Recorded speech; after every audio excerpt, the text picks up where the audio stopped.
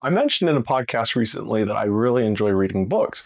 And I had a good friend, Robert, give me this book. It's Fahrenheit 451. And the book was published 60 years ago or so.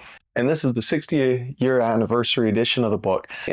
But this book is really interesting because it is one that's dedicated to a concept of what would happen in a world where books were banned, completely banned. Now, in the book, they don't ban all books. There's a few that they made exceptions for, but there was a few things that really stood out for me in here that really apply to real life as well. And even though this is a fiction book, there were several elements of the book that really stood out to me. The first was we have a firefighter, and his job is to go and burn books. So anytime they find a hoard of books that were banned, the firefighters rush out and burn all the books to make sure that that offender is not going to offend anymore. And then they put the offender in basically the equivalent of prison. But what stood out to me is he's going home and he meets someone, and that someone just asked him a few questions. And it kind of set a hook in his mind. And that hook took some time before it started to really shift the way that he saw the world. But in a short amount of time, he went from thinking that he was doing a great service to starting to question several things in his life. And that friend was only in the book for just a short period of time, but it completely changed. It was one of those pivot moments where everything changes, kind of an inflection point where everything shifts. And for him, that shift and that inflection point and that pivot made his life incredibly difficult for a big chunk of the book. But then at the end, it actually saves him. And it changes everything about his life. He loses all of his friends. Everybody abandons him. He has to flee. So many things happen. But at the end, his life becomes so much better because of that moment. So there's several things that really stick out to me personally. And the first is, what friends am I hanging out with? Are they challenging me? Are they changing the way I think? Are they changing the way that I view the world? Are they instilling these hooks in me that will kind of shift the way that I'm looking at everything? If not, maybe I need to add some new friends or some new sphere of influence into my life.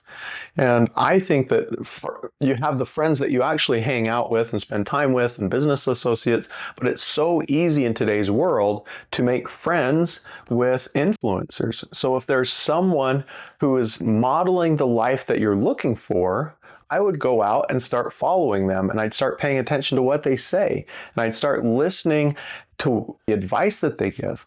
Because if they've been where you want to go, they're going to already know that road, they know that path, they know how to get there, and oftentimes those influencers are willing to share.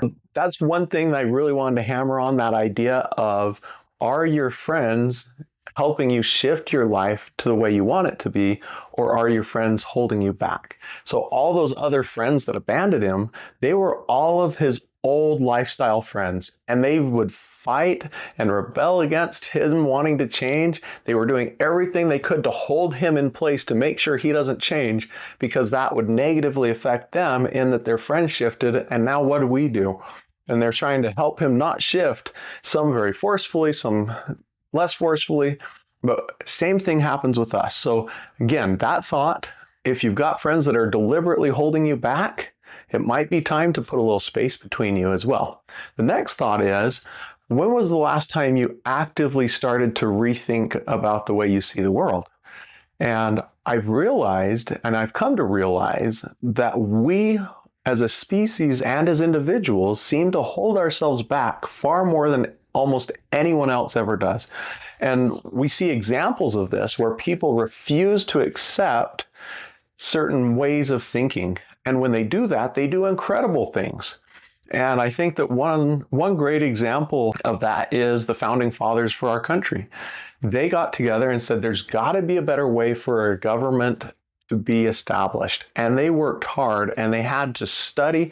Now, if you ever look into it, you'll see that all of them studied different ways and different forms of government and different books and different theories and different examples. And they studied how other countries functioned, and they came up with a solution that they thought would be the best solution possible. But it required each of them to first challenge themselves, challenge the way they see the world, and then share that with others and be accepting of that critical feedback from others that may say, no, I don't think you've got it right. Let's shift our thoughts yet again. And so making time to challenge the way we think is another. And then the third kind of fit into what I was just talking about as well, but it's making time to share these ideas with others and then receive feedback. When we do that, it's going to even expand our mind further, and it's going to open us up to whole new possibilities. And when we combine these three together, we're going to be able to create the kind of life we want instead of just letting life happen to us.